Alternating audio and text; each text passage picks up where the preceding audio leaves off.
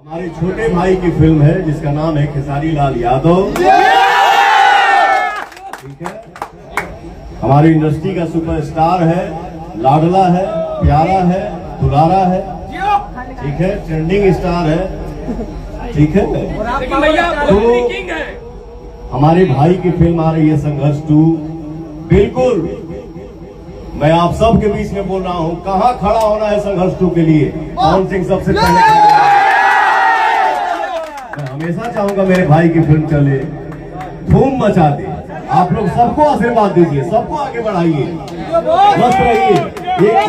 एक चीज छूट रहा था, मैं ऐसे ही आपसे बोला कि क्या छूट रहा है, क्या बोल रहा हूं। इस फिल्म में, हमारे हर हर गंगे फिल्म में पवन सिंह के साथ साथ मेरा छोटा भाई, हम सब के सुपरस्टार, आप सभी के सुपरस्टार मेरा कल्लू इस फिल्म में काम किया है। तो हमारे कल्लू भाई के लिए जोरदार ताली हो जाए। बहुत अच्छा काम किया है मेरा बाबू इस फिल्म में। कल्लू बेटा एकदम छा जा, गर्दा मचा दो। तो बोल बोल बोल।